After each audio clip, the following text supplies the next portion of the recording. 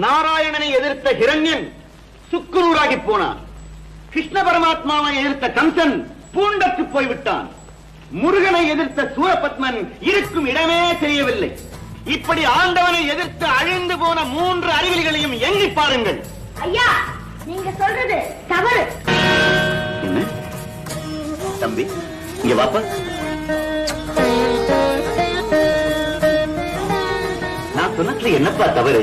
நாராயணனை எதிர்த்த இரண்யன் அழிஞ்சான், கிருஷ்ணனை எதிர்த்த கம்சன் புரிஞ்சான், உண்மைதான்.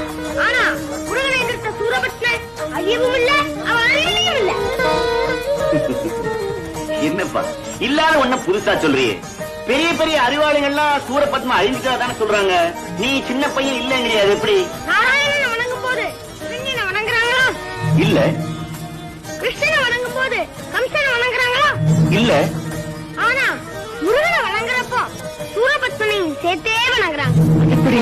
முருகன் கிட்ட சண்டையில தோத்தப்போ சூரபத்மன் கடைசியா சேவலும் மயிலுமாகி தான் செய்த பாவத்துக்கு உங்களை சுமந்துகிட்டே இருக்கணும்னு முருகன் கிட்ட வரம் கேட்டாரு. உண்மைதான், உண்மைதான். முருகன் அறிவுக்கடவுளாச்சே. அவன் செய்த பாவத்துக்கு மயில வாகனமாவும், அவன் செய்த தவ புண்ணியத்துக்கு சேவல கொடியாவும் ஏத்துக்கிட்டார்.